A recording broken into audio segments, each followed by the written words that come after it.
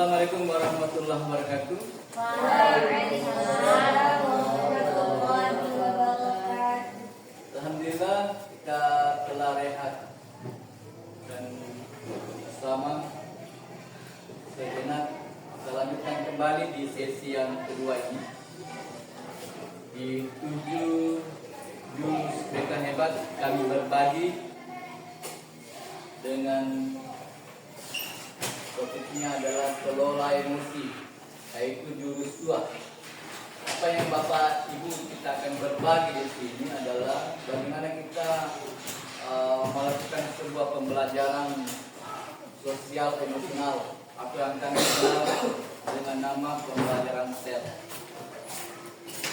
Kemudian, ya, tujuan yang kita akan capai pada sesi ini di kelola emosi adalah guru BK dan guru mata pelajaran atau pembina eskul mampu mengidentifikasi 5 kompetensi inti dalam pembelajaran sel. Kemudian yang kedua, mampu merancang aktivitas pembelajaran layanan bimbingan berbasis sel. Kemudian yang ketiga, mampu mengintegrasikan strategi pembelajaran sel ke dalam proses pembelajaran dan layanan BK sehari-hari di sekolah. Yang keempat, mampu mengkolaborasi. Ya, guru mampu melakukan kolaborasi dengan guru BK dalam mengembangkan kompetensi sel di sekolah. Ini Bapak Ibu perannya adalah pembina kegiatan eskul. Kemudian yang kelima, guru BK dan guru mata pelajaran pembina eskul mampu mengevaluasi efektivitas penerapan strategi pembelajaran sel dalam meningkatkan iklim kelas dan mampu meningkatkan kesejahteraan murid di sekolah. Ini yang kita akan berbagi sebentar dalam kaitannya dengan pembelajaran di kelas. Bapak Ibu, saya ingin sebelum saya lanjut, saya membagikan kertas dulu. Ya, ini kertas saya kasih satu. Saya akan bercerita sebentar. Ya, ada satu kertas baru kosong. Ya, kalau ada yang terlibat mohon diminta untuk saya gantikan. Karena kita melihat sebentar seperti apa Bapak Ibu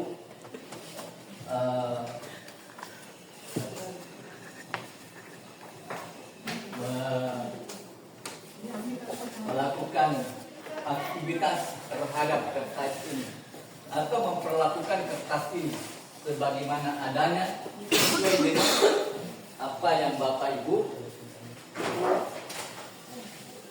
rasakan. Baik Bapak Ibu, sudah pegang semua? Saya akan bercerita. Ya. Ini kata Bapak Ibu, mulus semua kan? Mulus, tidak ada lipatan.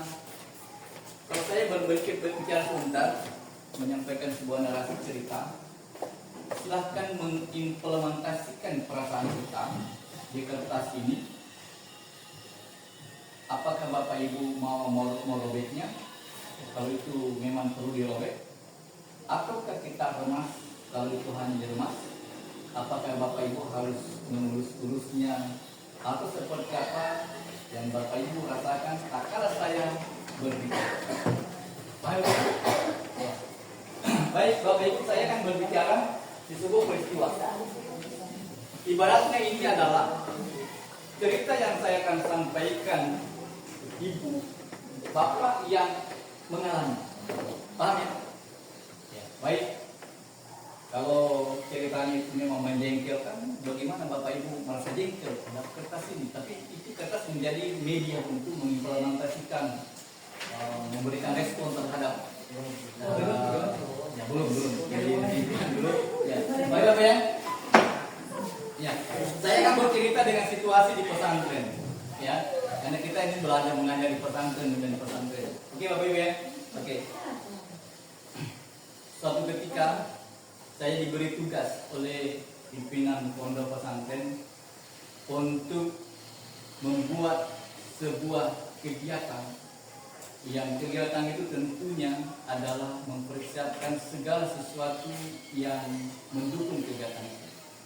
Saya bawa kegiatan itu yang baru saja kita lakukan adalah kegiatan yang anak-anak diminta untuk bermalam, yang namanya adalah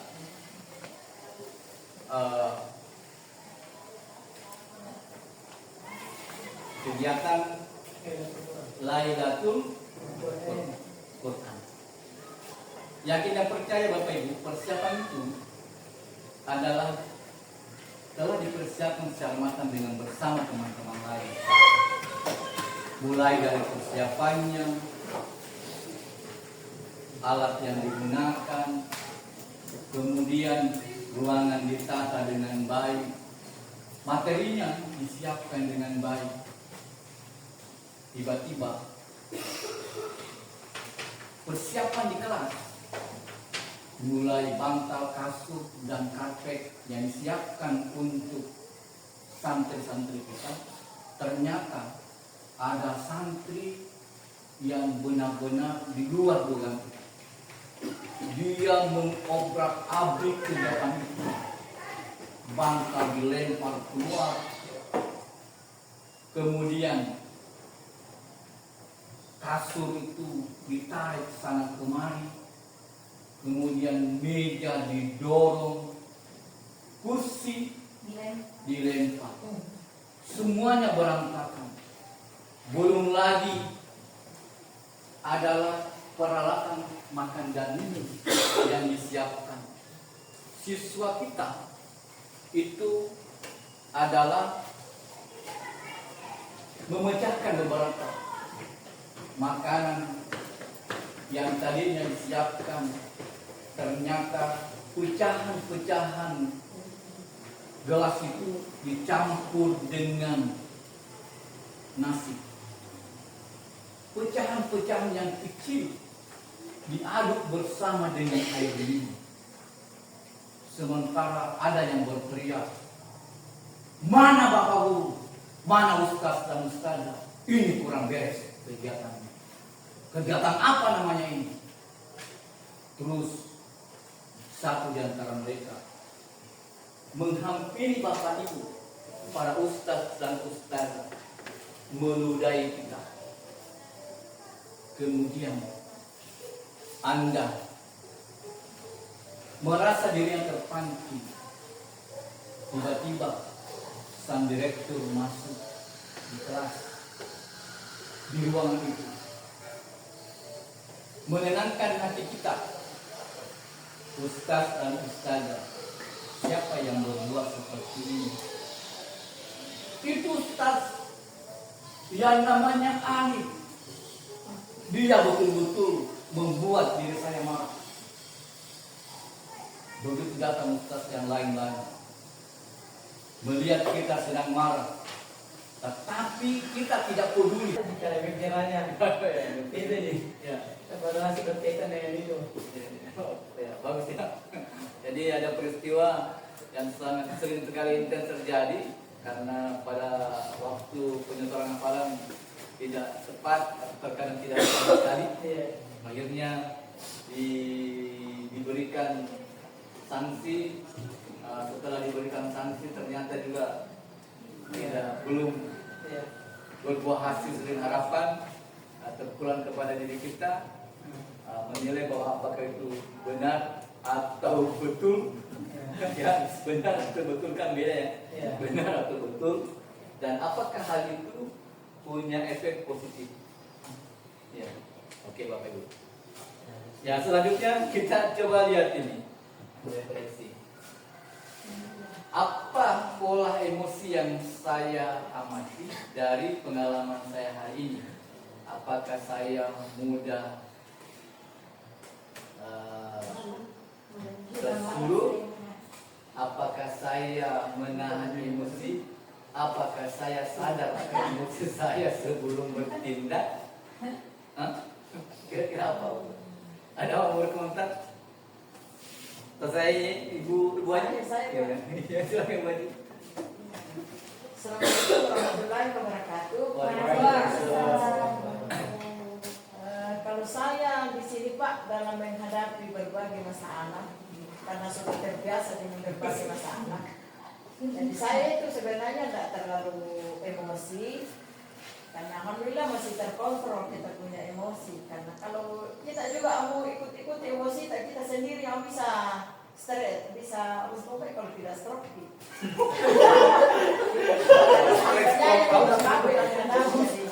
Mumpung ada iman di dalam hati yang senantiasa mengontrol nafsu kita, emosi kita, sehingga kita bisa berjalan masih normal-normal aja.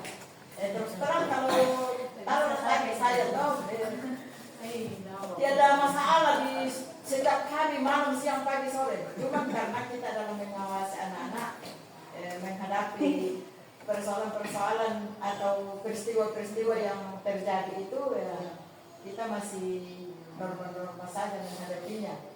Nah, kadang mungkin lambat bangun atau keluar tanpa izin, atau bergurau yang bergurau di saat malam sudah waktu tidur masih bergurau yang sangat mengganggu, itu kan sebenarnya memunculkan emosi kita, tapi kita tahan-tahan saja, tidak terlalu marah. Ya, langkah yang kami biasa lakukan, memanggil yang bersangkutan, diberi nasihat, kasih pemahaman bagaimana tentang kalau kita mengganggu, bagaimana kalau keluar tanpa izin, ada apa-apanya di luar. Nah, pasti kami yang bertanggung jawab kalau ada masalah yang kami temukan di luar. Nah, setelah itu diberi pembinaan, baru dikasih hukuman. Kalau berulang-ulang lagi, nah, kan ada catatannya, jeritanya, kontrol masalah yang pelanggarannya terjadi lagi, apakah hal yang sama atau hal baru. Ya, yang penting sudah dikasih pembelajaran, peringatan, nasihat. Nah, terkadang kami kasih ancaman apa? Kalau memang kamu sudah tidak mau mendengarkan kami di sini, silakan kumpul barang-barang, pulang malam ini juga. Pulang malam ini juga. Kalau kamu tidak, atau pindah ke serana. Karena ini begini. Iya. Kalau saya tidak dibantu-bantu itu, biar makan, biar apa, tidak dibantu-bantu. Kasihan toki juga dia ini. Nah, setelah itu panggil lagi. Kenapa tidak pulang? Pulang nih. Ya ampun. Tidak mau nak saya kalau dia serabang, tidak bisa kami bayar, tidak bisa nak juga pulang, nanti namarin orang kampung. Iya terus, kenapa kamu selalu makan? Nah, gitu Pak. Terima kasih. Ya, berikan dulu syukur Allah. Nah, yang kedua Bapak Ibu, apa yang saya pelajari tentang cara saya mengelola emosi? Apa pertanyaan dulu?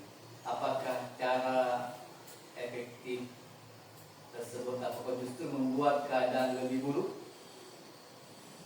yang kita lakukan? Siapa itu?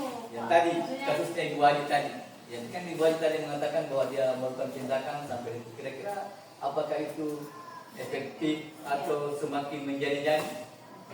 Efektif. Ya, efektif untuk seketika itu. Ya, seketika itu kan. Tapi kan akan kita akan berulang kembali. Kemudian ya, apa yang mestinya kita lakukan untuk mengelola emosi lebih sehat? Ya, ada masanya baik, jeda, bisa jeda, ya, bisa istirahat, bisa berbicara hal lain, bisa berdiri, bisa tarik nafas, ya, kan? Ya, bisa ada kalau dalam Islam kan dia berwudu, salat, ya, atau kan misalnya dia dalam keadaan marah dia berdiri, ya, ya. Nah, bagaimana pengalaman ini bisa digunakan untuk membantu murid? Ya, bisa digunakan untuk membantu dalam mengenali dan mengolah emosinya sendiri. Nah, inilah Bapak Ibu. Tadi praktik yang kita lakukan pertama adalah meremas. Ya, saya berbicara, Ibu ada yang meremas, ada menulis kertas, menuangkan di situ. Kemudian kita juga ada yang Bapak Ibu tulis intensitas waktu-waktu tertentu, ada emosi kita dalam keadaan negatif, dalam keadaan positif. Ya Bapak Ibu ya. Nah, beri Bapak Ibu. Inilah di konsep, alur konsep Bapak Ibu. Di tahap yang ketiga setelah kita tadi aktivitas, kemudian refleksi, kemudian tiba di tahap konsep di alur pembelajaran kita. Nah, konsep pembelajaran sel atau pembelajaran sosial emosional training ya adalah sebuah proses belajar dalam mengenali dan mengelola emosi, kemudian menyelesaikan masalah, mengembangkan relasi sosial yang baik, yang dapat berempati, membuat sebuah keputusan yang tepat dan bertanggung jawab. Ya, kita sebentar Bapak Ibu, kita akan belajar ke pembelajaran sel ini. Dalam melihat ini ada 5 ya hal yang kita konsep yang kita akan pahami. Ya, di dalam ini yang pertama Bapak Ibu ya. Nah ini, nah ini Bapak Ibu ya. Nah, tahap pertama Bapak Ibu adalah self awareness, adalah menyadarkan diri. Ya, apa itu? Kemampuan untuk memahami emosi, memikirkan dan menilai yang mempengaruhi perilaku dalam berbagai situasi. Jadi kita di sini adalah bagaimana kita punya penyadaran diri sekaitan dengan apa yang kita lakukan.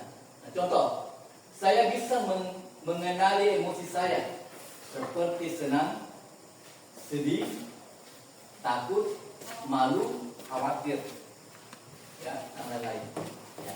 Orang yang punya penyadaran diri baik, maka pasti dia bisa memahami dirinya bahwa dalam posisi ini dia senang, dalam posisi seperti ini dia marah, dalam posisi seperti ini dia gembira, dalam posisi seperti itu dia merasa sedih, takut, dan gembira.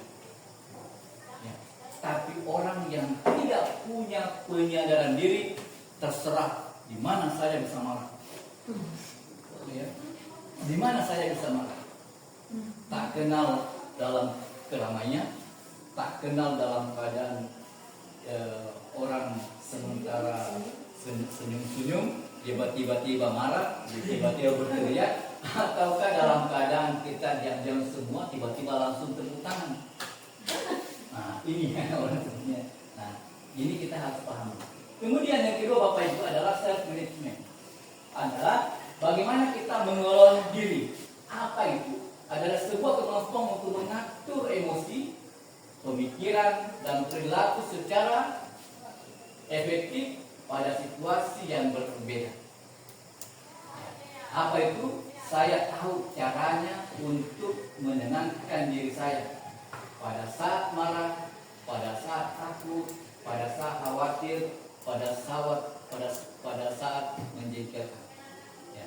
Ini Bapak Ibu, yang orang seperti ini adalah punya ya kapasitas, dia mampu mengelola dirinya. Ya, kapan dia bisa, ya, ini kalau saja, kapan dia bisa senyum, ya, kapan dia bisa gembira, kapan dia bisa memberikan tepuk tangan kepada orang atau mengatakan bahwa saya sesungguhnya adalah orang yang seperti ini. Nah, ini itu mengelola diri. Kemudian yang kedua adalah pengambilan keputusan yang bertanggung jawab.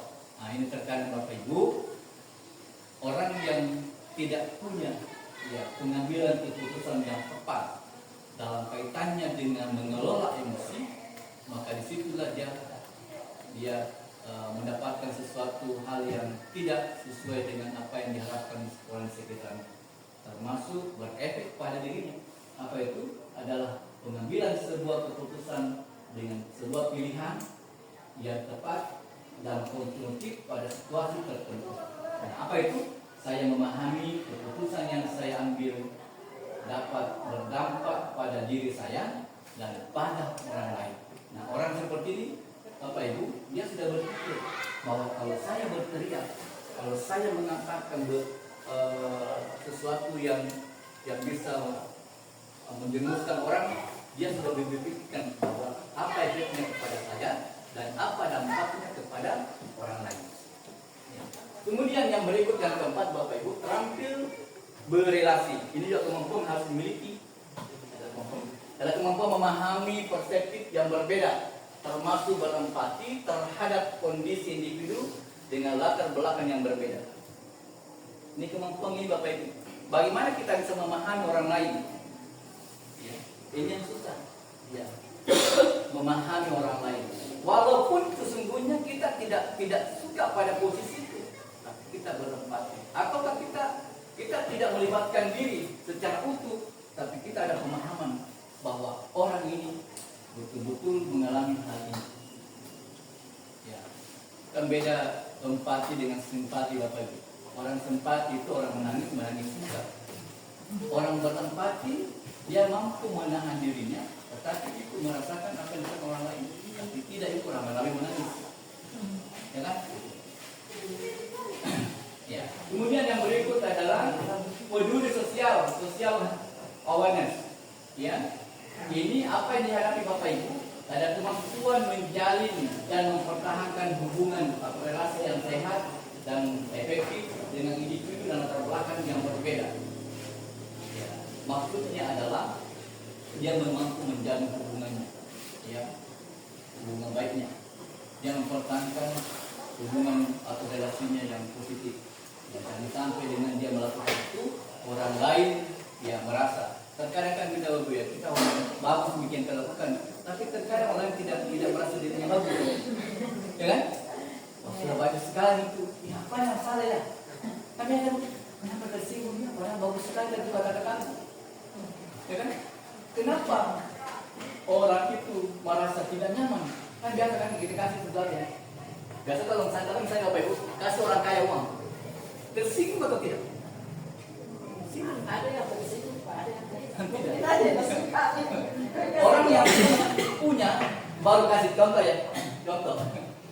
Ya, bagaimana saya berangkat Bapak Ibu? Ini punya kita. Ya. Saya kasih lagi ini. Merasa nyaman atau tidak?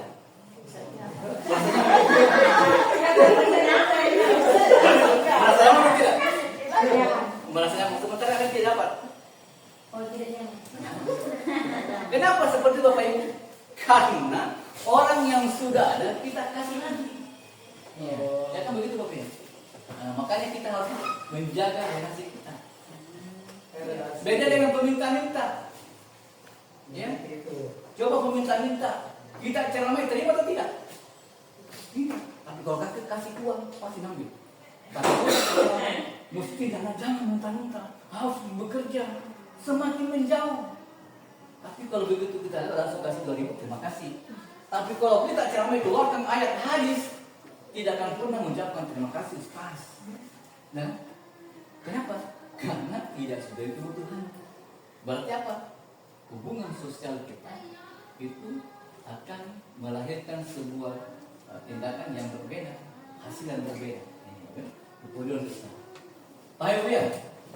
Ya, sama anak kalau misalnya dia dapat 0, langsung kita tepuk tangan untuk si A. Kenapa? Dapat 0. Terima atau tidak? Tidaklah. Apa yang terjadi? Pasti Bapak Ibu dijauhi. Bapak ini bagus. Saya dapat 0, tepuk tangan teman-teman. Baik Ibu ya. Nah ini, saya peduli dan bisa belajar dan selaras dengan norma sopan santun yang berlaku. Harus perhatikan Bapak Ibu, tidak semua orang bisa menerima hal ini. Ya, sama dengan siapa namanya Ustaz ya yang ada di Jawa Timur yang pembina kelompok zikr Gus yang mencium anak-anak begitu. Gus Hayya. Gus Helmi. Ya, begitu gemasnya karena dia menjawab soal langsung dia cium. Dia tidak sadar. Padahal mungkin kan begitu bodoh kasih sayang sambil Allah dia nyaman. Tapi kamu orang lain kan tidak terima. Nah, gitu ya. Nah, akhirnya dipiralkan jadi persoalan sama dirinya. Padahal dia itu kan 2021 ya. 4 tahun kemudian baru terpulang. Dia tidak bilang kapan ya. Ternyata ternyata peduli. Nah ini baru ya. Kepedulian sosial yang betul-betul punya tata krama, etika, dan memegang beberapa hal yang berlaku di masyarakat. Nah ini Bapak Ibu ya, yang maksud tadi yang kita kenapa kita harus memahami pembelajaran sel? Karena kita adalah agen adalah guru, kita adalah pendidik, dan kita adalah agen perubahan. Ya, kita guru menyampaikan ilmu kepada peserta didik, ya, kepada murid.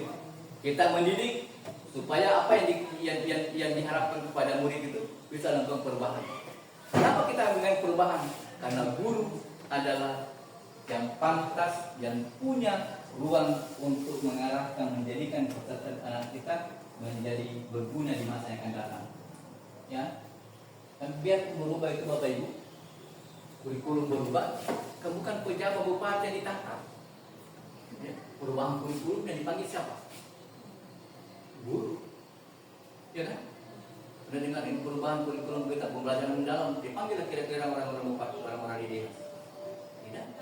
Orang-orang di kantor, tidak kan? Yang siapa dipanggil? Guru. Ya, di tempatnya ada lagi perubahan. Nah, ini ya. Ini nampak Bapak Ibu seperti sampaikan tadi, empat kompetensi tersebut ya sisi ya. Ya apa itu Bapak Ibu? Nah ini empati. Empati merupakan sebuah kemampuan yang dimiliki dalam memahami murid secara mendalam. Ya, empati dalam situasi pribadi maupun sosial, serta peduli dan memperhatikan ada emosi yang dimiliki peserta didik kita. Seperti sampaikan tadi, lihat ya, pada saat situasi kita membutuhkan empati seperti apa yang diri sendiri. Yang berikut Bapak Ibu, ya compassion, apa itu? Bela rasa. Ya, bela rasa ada seorang individu yang dapat membatasi perasaannya terhadap orang lain sehingga dapat mengurangi personal distress atau tekanan pribadi yang berakibat pada respon yang berlebihan terhadap perasaan orang lain. Ya, apa itu maksudnya Bapak Ibu? Terkadang begini, kita memberikan respon kepada orang lain itu melebihi yang sesungguhnya harus diberikan. Ya. Akhirnya orang yang diberikan respon itu berbalik sama kita. Kenapa ya? Ya sebegitu ya. Ya. Ini karena dia tidak punya kepada seperti ini, tidak ada pembelaan. Ya. Akibatnya dia perlakuannya itu, kelakuannya itu, responnya itu kembali kepada diri. Ya istilahnya dia bisa malu sendiri. Ya. Nah, yang berikut Bapak Ibu, ya critical inquiry adalah bagian yang berfokus kepada kemampuan untuk bertanya secara mendalam, di mana dia mampu melakukan evaluasi terhadap sebuah informasi yang objektif, ya, di mana mencari pemahaman yang lebih komprehensif, yang lebih menyeluruh dalam hal kaitannya dengan keterlibatan dirinya di dalam sebuah situasi atau sebuah asumsi. Ya, ini Bapak Ibu. Sehingga dia bisa berasumsi baik terhadap dirinya dan bisa juga berasumsi baik terhadap orang lain. Ya, terkadang kita selalu mau dihargai, tetapi cara memberikan penghargaan kepada orang, ya, karena sesuatu yang diberikan kepada orang lain itu akan terpulang kepada kita. Jangan pernah menagih orang lain untuk berbuat baik kepada diri kita kalau kita tidak pernah berbuat baik kepada orang. Ya, ibaratnya adalah memantulkan bola di tempat yang datar. Jangan pernah memantulkan bola di tempat yang miring, apalagi air. Nah, tidak pulang itu. Nah, itu Bapak Ibu. Jadi sejauh kita melempar, memantulkan, maka mungkin sejauh itu kita akan mendapatkan pantulannya. Oke, Bapak Ibu. Nah itu 4 ya. Sekarang Bapak Ibu di aktivitas Bapak Ibu. Saya berikan dulu ya. Ini ya, boleh nanti semua orang. Ya, 10 ya, 10 orang ya. Mudah-mudahan cukup ya 10. Ya, dalam jawaban 1. Kita coba lihat, tapi jumlah sendiri Bapak Ibu ya. Ada apa jawabannya? Kita ujian. Ujian.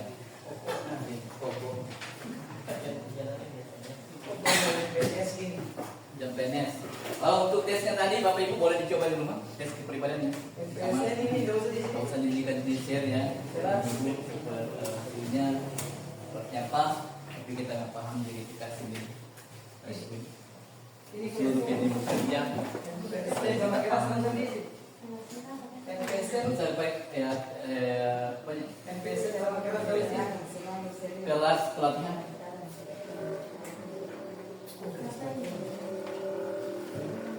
Ya, kita kerja bareng seperti murid Bapak Ibu. Biasanya nggak usah Bapak Ibu kayak kelas pelatihan. Sebentar saya perlihatkan hasilnya siswa.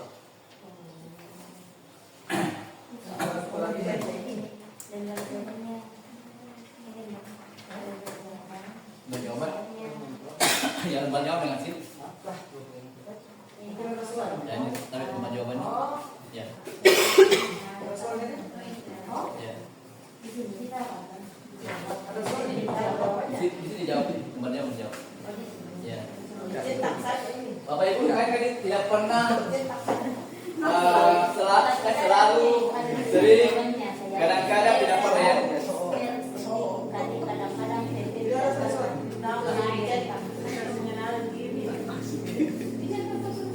Ya,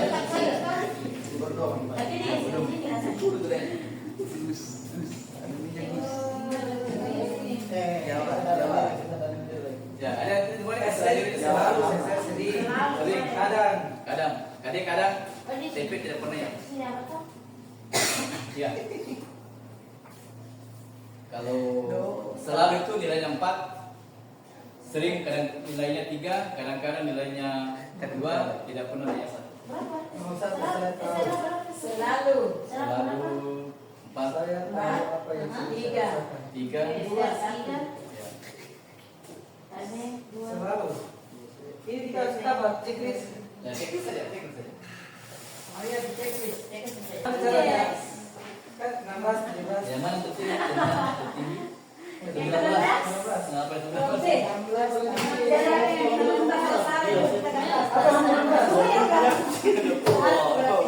Apa 19?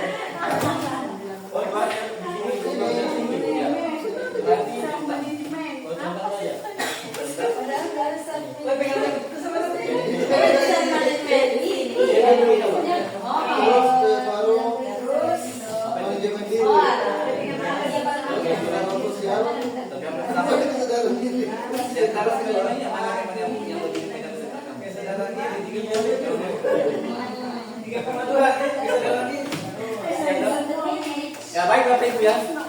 Ini menggambarkan kita bagaimana sesungguhnya kita punya emosional, ya.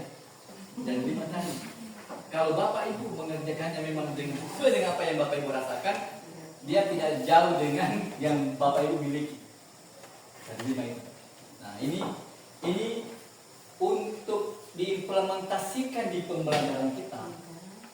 Ya, inilah makanya kalau pengaturan kelompok belajar jangan dikasih kumpul semua orang-orang yang punya relasi sama.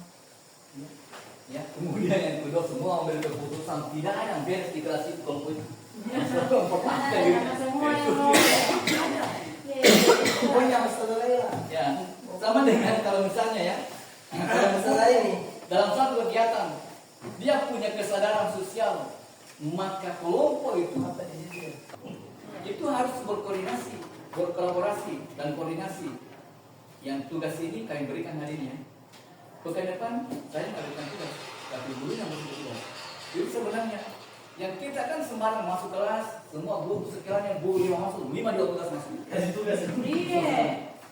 Sehingga siswa milih-milih Mini-mininya paling tidak lihat jagonya. Kalau gurunya tegas-tegas. Iya. Kalau gurunya tidak tegas-tegas, belakangan saja. Iya. Nah, kemudian yang begitu bapak teman-teman ya, Bapak Ibu, Kalau kerjaan saya. adalah kita tidak pernah konsisten dalam menagih tugas. Nah, nanti kita masuk ke jurus selanjutnya. Ada menjaga konsistensi. Ya, kita akan belajar di sana. Baru dua jurus ini, itu pun belum tuntas sesungguhnya, belum masih buku-bukunya. Belum kita masuk dalam hal yang mendalamnya. Ini kan baru saya berikan sosialisasi. Yang saya lakukan seperti ini Bapak Ibu, saya menggiring Bapak Ibu untuk melakukan hal yang sama. Tapi kalau masuk dalam tatanan implementasi sesungguhnya adalah masuknya di RPP Bapak Ibu. Di RPP. Kemudian Bapak Ibu, di RPP itu kita menyusun medianya. Kemudian Bapak Ibu melakukan pembelajarannya. Kemudian melakukan evaluasinya. Ya, seperti apa? Yang di pembelajaran Bapak Ibu. Disitulah Bapak Ibu yang kita harus berikan. Bagaimana kita mengajukan pertanyaan kepada peserta didik kita. Ya. Bagaimana kita memberikan respon tak kala dia bertanya atau menjawab. Bertanya dengan soal yang berbeda dipelajari. Menjawab tidak ketemu antara soal dengan jawaban. Dan kita tidak mematahkan semangatnya peserta didik kita. Ya itu kan terkadang kita yang lain. Contoh, saya berikan contoh ya. 1 tambah 1 2. Ada jawab 1. Tanya Ustaz Arman jawab 1. Apakah Arman saya salahkan? Berapa Arman? 1. Yang lain 2. Yang benar dia Arman. Baru tiap. Padahal kita tidak boleh menyalahkan. Bagaimana caranya supaya Arman, ya Ustaz Arman ini, kalau tadi Arman siswa Arman ini bisa tidak merasa dirinya direndahkan, maka saya minta untuk mengulang jawaban yang benar. Ulang Arman, jawaban benernya 2 Pak. Harus tepuk tangan semuanya. Terkadang kita hanya tepuk tangan yang benar, tapi kita tidak pernah memberi apresiasi kepada siswa kita yang melakukan kesalahan, tapi ada melakukan pembenaran. Ya, bagaimana? Ya berat ya di sini. Ya, kalau kita berat-beratkan. Ya, ya. Tidak, udah sudah berapa tahun Ibu Haji? Sudah 30. Ya, tahun 87.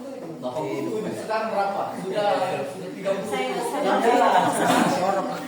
tamat PTA kan PTA. sudah guru ini kalau tamat di Iya. PTA.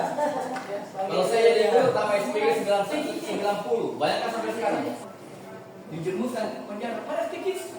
Yang mana lebih banyak kebaikannya dengan keburukannya? Karena tidak mampu mengelola tadi emosi. Abah Ya. mau bertanya, kalau orang yang marah itu boleh nggak diubah menjadi orang yang lembut? Pemarah. Iya. Pemarah Dia menjadi kan karakternya itu pemarah, misalnya apakah bisa dia diubah menjadi orang yang lembut? bisa. Tergantung dari lingkungan. Bagaimana caranya? Nah, itu harus diciptakan dengan lingkungan dan dia harus sadar. Ini harus sadar. Iya, sadar menekannya. Makanya lakukan latihannya. Latihan begini Bapak ya. Ya. Untuk menekan marah, gampang caranya. Tarik nafas dalam hidup. Kasih penuh rongga dada. Kemudian lepaskan dengan mulut, lewat mulutnya. Nyaman atau tidak? Nyaman atau tidak? Nyaman atau tidak? Kita buang ketawa nih. Nah, itu kuncinya. Nah, saya kan minta memberikan emosi soal jadi saya biasa begitu. Tepuk tangan itu boleh lah. Nah, itu yang bagian. Nah, inilah Bapak Ibu yang kita coba nanti ke depan kita bangun kolaborasi ya, karena ada 5 yang harus dipahamkan kepada siswa kita. Kalau siswa dibelajarkan maka juga harus ikut. Ya. Kemudian ada juga yang 2 jurus ya, ya itu juga harus kita pahami tapi terkait dengan sebuah manajemen di sekolah. Siswa tidak bisa masuk ke situ, tapi siswa merasakan itu. Ya, ini yang menjadi target kita adalah bagaimana ini yang dua, mulai dari kenali potensi, kelola emosi, ini yang sangat menentukan dalam pembelajaran kita, karena itu terkait dengan bagaimana siswa dibelajarkan dan bagaimana guru mempersiapkan diri dalam hal pembelajarannya. Saya kira itu Bapak Ibu ya. Terima kasih. Kita lanjutkan kegiatan kita nanti Ibu Umi Magufira mengatur agenda kita untuk pembelajaran. Kita nanti ke satu-satu ya. Satu-satu ya. Dan ini hanya kepentingan untuk saya ambil untuk mengatur di kegiatan selanjutnya. Saya kira terima kasih Bapak Ibu atas kesempatannya. Ya, saya janji tadi 20 menit, ternyata juga banyak yang 2 jam lagi. Ya, tapi tidak terasa Bapak Ibu ya. Apa juga? Yang begitu lanjut lagi. Cukup. Terima kasih Bapak Ibu kehadirannya. Saya bersama kita. Ini baru kulit-kulitnya, belum masuk ke intinya.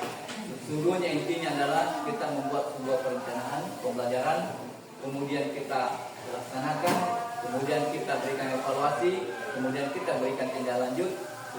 Tindak lanjut itulah yang kita lihat perubahan ke depan.